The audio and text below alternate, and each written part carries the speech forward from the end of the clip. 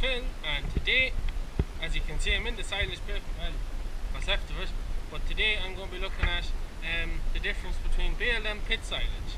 So I'm in the silage pit now. We don't exactly have anything left, as you can see behind me. We have bales there, so we look at that as well, but and as you can see, I'm doing this a different way. I have an old selfie stick out and using that to record. My girlfriend said to give it a try, so that's what I'm doing. And I also have my pup running around after me. He's on a lead there. We're just after coming back in from measuring grass. So that's it. Also, if you watched the end of the video, I have some announcements to make with the channel, just changing up a few different things. So we'll get started with it. So we have baled silage and pit silage. So the main difference for us anyways as contractors with the baled and pit silage, it would be in the slurry tanks. Slurry tank that cattle were fed baled silage is generally a lot harder to get stirred and get out, especially when using the pump, and especially if the bales weren't chopped. It can normally be an awful thing to try and get a tank of slurry that cattle were fed unchopped silage out of. It can be very hard, especially with the umbilical system, as it can continuously block the pump, just completely blocks up the veins, and can be very hard done now. Whereas the pit silage, it's not as hard to get out in tanks. But you can see here, you might be just a bit hard to point up, but we have some of our baled silage here. Just hold it like this, might be the best way. So you can see there, it doesn't have the greatest colour. Lovely smell off it. This stuff tested 78% DMD. It's how long? I think it's third year reseeded, cut very leafy in when was it? I think it was just after the dry spell, around August time we cut, and it tested extremely well. We were very pleased with it. Now it wasn't chopped, which is the biggest mistake we made, as we're trying to put it through a diet feeder now that our silage has run out, and it's just been a bit of a problem now. But that was, my father says you don't need to chop second cut stuff because it's so leafy, but that didn't seem to matter. It's a bit hard to get through, but with the shear grab we're able to chop it up fairly well. But then our pit silage, or what's left of it now, we're literally just run out during the week, and I have yet to get to tidying it up.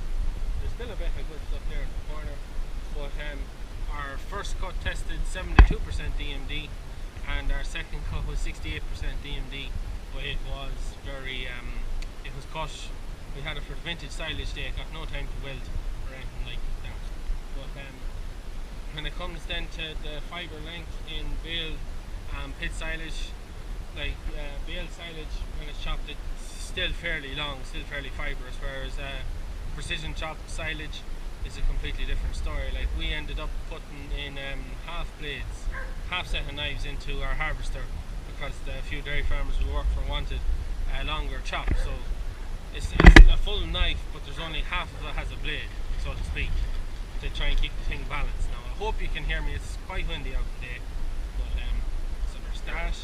Also, when it comes to bales, is very handy if you're only doing small jobs. If you have a field of grass or a paddock that goes too strong and it's just too much on it to be letting cattle out on, it's very handy for clearing it off and getting it in. Whereas if you do that to pick it up and put in a pit, if you were at that the whole time cutting a paddock here and a paddock there, it can be a lot of hassle trying to open and covers of pits of silage, and you can end up with a lot of waste.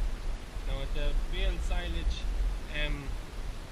the wastage, once you can keep your crows off it and that, you have very little waste. Once it's all handled well and all the rest, you have very little waste. Whereas the pit silage, you always tend to have a bit of waste along the walls or anywhere where, like, we have a problem, as you might have seen with our silage pit, around the top there in the corner is very black, and that's from where our dogs, one running around there, to be after rats, and they tend to pour holes into the pit, which is a problem for keeping that right.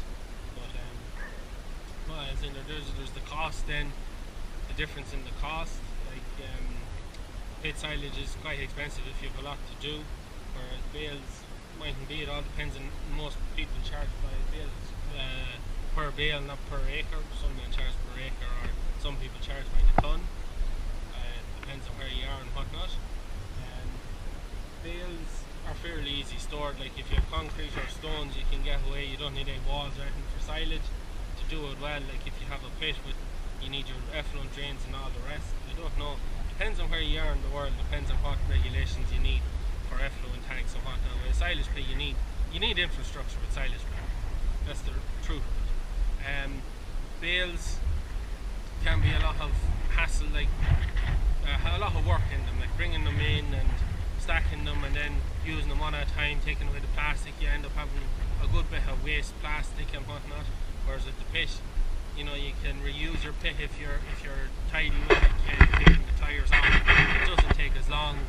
It's a lot easier to feed, but then you need the equipment. You need a tractor and loader or some kind of a machine to cut blocks out of it or get silage out of it. Whereas with the bales, you know, you can feed cattle with a medium-sized old tractor like a Merc. Like even I've seen people 135s feeding away with a bale spike and cut the plastic off and whatnot. So I can't really think of anything else that's in the difference. So I can't. Pit silage versus bale silage. The biggest one for us is the tanks, just with the amount of slurry we handle and that.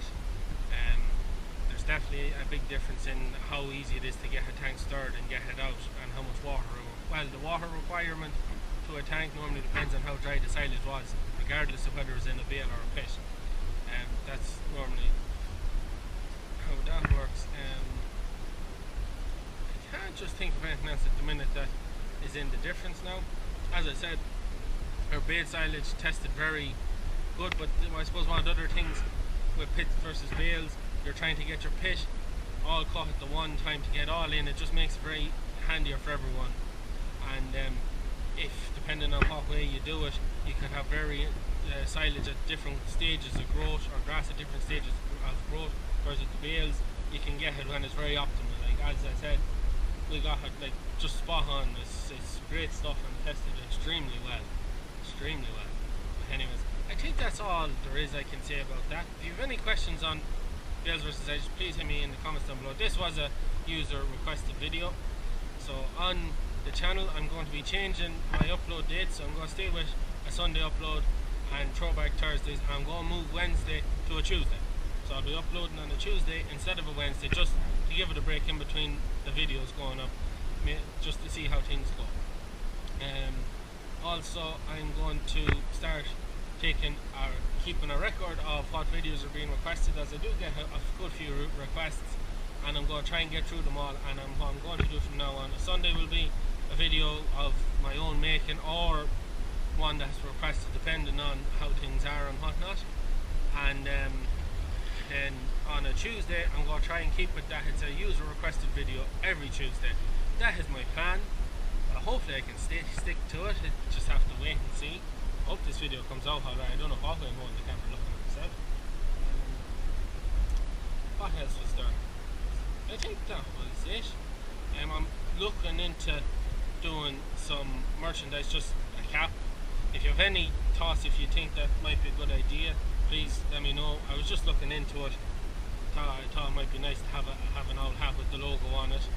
It's only in the very early stages of looking into it. That's all I have to say about the channel. So that's the main one is I'm just going to be moving Wednesday uploads to a Tuesday, just to try and space things out a bit better.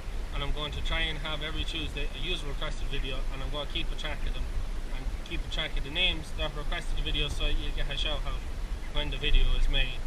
So that's really it. I'm going to stop now and stop minding on about different things. But as I said, that's it. If you have any comments, anything like that, please hit me down in the description down below. Please like and subscribe to my channel. And that is it from me. Good luck.